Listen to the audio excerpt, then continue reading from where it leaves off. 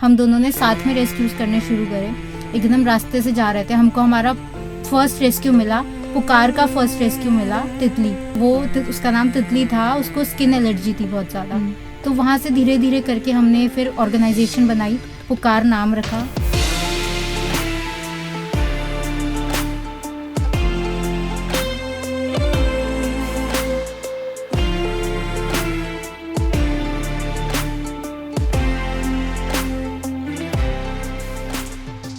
हम दोनों individually rescues करते थे। मैं अपने घर के जानवरों के आसपास का देखती थी। अभिषेक 3.5 इयर्स पहले से ही रेस्क्यूज करता था, तो इंस्टाग्राम के थ्रू हम मिले और उसके बाद मैंने इसका एक डॉग फोस्टर किया था अपने पास, क्योंकि मुझे डॉग्स पसंद थे तो इसको डॉग के लिए जगह की ज़रूरत थी।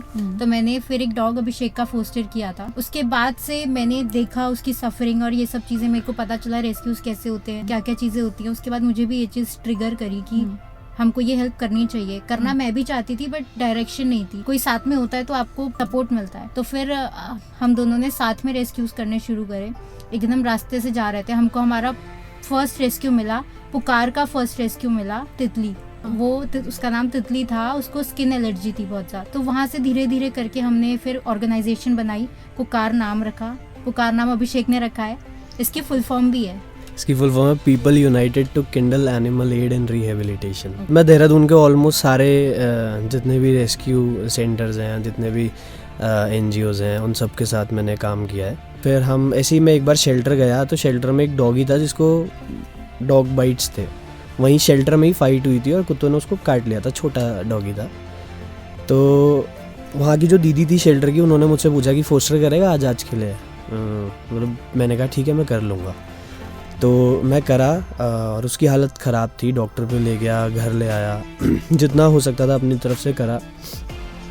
उसकी हालत बस ख़राब ही होती रही। अब उस टाइम पे, आज से 2-3 साल पहले की बात है, रात को हॉस्पिटल्स नहीं खुलते थे, वेटनरी क्लिनिक्स, और कुछ पता भी नहीं था ज़्यादा, सिर्फ फोस्टर किया था। उससे पहले डॉग्स में इन्वॉल्व तो था नहीं। तो क्या हुआ कि 3:30 बजे तक सुबह उसके साथ जगा, हालत ख़राब थी। दीदी ने बोला था इसको ये पिलाते रहना, वो पिलाते रहना। इधर उधर कॉल कर रहा हूँ, ड्रिप कैसे चढ़ाते हैं मुझे बता दो फ़ोन पे। किसी ने बताया कि ड्रिप कैसे चढ़ाते हैं, तो सामान कहाँ से लाऊँ रात को 3:30 बजे। 3:30 बजे करीब मेरी आँख लग गई और आधे घंटे के लिए आँख लगी थी। 4 बजे मैं उठा तो वो नहीं रहा, मर चुका था। फिर मैं सुबह जाके उसको बरी किया, पर फिर उस दिन मुझे ऐसा लगा कि यार काश ड्रिप चढ़ानी आती तो हो सकता है मैं इसको बचा पाता।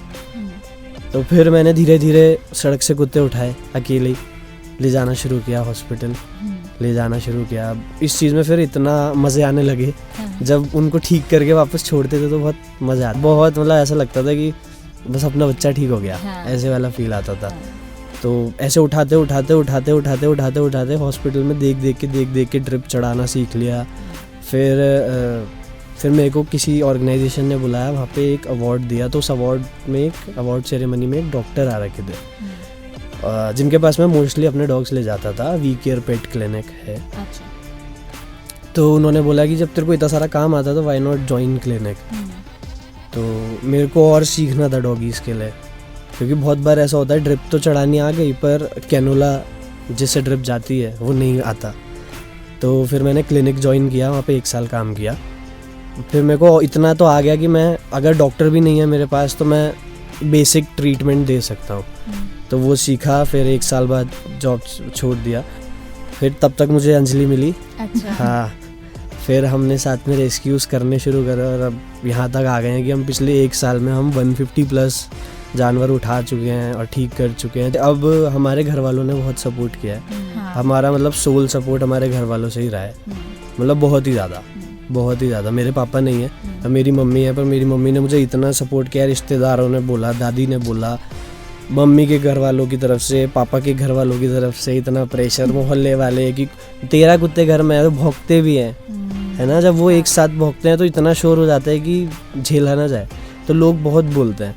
पर मम्मी, जब हम लेट हो जाते हैं, हम किसी अर्जेंट रेस्क्यू पे हैं तो हम कभी उनका खाना नहीं कर पा रहे टाइम से, तो मम्मी मेरी फ्रेंड को बुला के खाना करके, मेरी एक फ्रेंड है मानवी, वो और मेरी मम्मी, उनका बहुत ज़्यादा सपोर्ट रहा है। इवन इसके मम्मी पापा, अब हमारा एक शेल्टर कंस्ट्रक्ट हो रहा है। फाइनली हम अपने डॉगीज़ को वहाँ शिफ्ट कर पाए। स्टार्टिंग में दोनों के मम्मी पापा ऐसे ही थे कि अगेंस्ट, मतलब एकदम क्या कर मेरे रहे हो तो यार, वो तो अभी तक भी कभी कभी होता है उनको चूटी सी लग जाती है एकदम से कि जॉब कर लो, क्या कर रही है, डॉगी डॉगी, फिर मम्मी का ये आ जाता है। रिश्तेदार मैंने बहुत सपोर्ट कर लिया है। अब बहुत सारे लोग बोल रहे हैं, मतलब मेरे घर वाले रिलेटिव्स आके मम्मी कैसे बोलते हैं, लड़की है आगे शादी कैसे होगी, लोग बोलेंगे कौन करेगा शादी, कुत्तों में रहती है, 10 चीज़ें होती है, ये सब चीज़ें बोल के अब मम्मी थोड़ा सपोर्ट करना शुरू किया घर वालों। तब सुनते नहीं है वो लोग, उनकी इग्नोर कर देते हैं, पर वो ये उनको ट्रिगर तो करता ही है। हाँ। तो वो पीछे से आके मुझे बोल देते हैं नाक नहीं कटवाना प्लीज, 2 साल का शौक मत बनाना, करना है तो अच्छे से करना। और हमने भी यही सोच के शुरू किया था कि अब करना है, क्योंकि उन बच्चों को कहाँ छोड़ेंगे अब वो जिम्मेदारी हो गई है लाइफ टाइम की, जब तक वो है तब वो ऐसा लगता है हमारे खुद के बच्चे ही हैं, कहाँ छोड़े। सबसे पहली बात तो आपको किसी को इन्फॉर्म नहीं करना है, यहाँ पे कोई ऐसा लॉ नहीं है। अच्छा। कि अगर हमको पेट रखना है तो हमको किसी को इन्फॉर्म करना है। आप रख भी दोगे, छोड़ भी दोगे, किसी को कोई मतलब नहीं है, किसी को कोई फर्क नहीं, किसी को कोई मतलब नहीं है यहाँ पे। और जहाँ तक क्रूल्टी के उसके लिए कॉन्स्टिट्यूशन की बात करें तो कॉन्स्टिट्यूशन में जो लॉज आए थे वो बहुत पहले आए थे, तो उस टाइम के हिसाब से वो फाइन रखा गया था वहाँ पे। आप किसी स्मॉल एनिमल को मार दो तो 50 रुपये फ़ाइन, लार्ज एनिमल को मार दो तो 100 रुपये फ़ाइन। कोई पनिशमेंट नहीं, कोई कार्रवाई नहीं, सिर्फ फ़ाइन और आप छूट जाओगे, इवन इफ आप इंटेंशनली मार दो।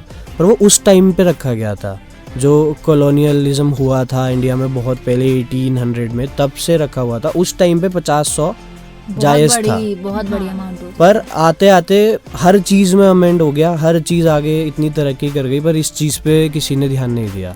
अब जाके जब इतने सारे लोगों ने डाला, इवन कुत्तों को खाना खिलाने से भी बहुत सारे लोग मना कर देते हैं कि हमारे घर के आगे मत खिलाओ, हमारी गली में मत खिलाओ, ये गंदगी मचाते हैं, हमारे घर के आगे आके पॉटी करते हैं। अरे वो कहाँ जाएंगे, है ना। वो सड़क पे, वो पहले उस प्लॉट में रहते थे, तुमने उसमें घर बना लिया, कोई बात नहीं, तुमने पैसे दिए उस चीज़ के, पर सड़क के पैसे तो किसी ने नहीं दिए ना, सड़क उनकी है।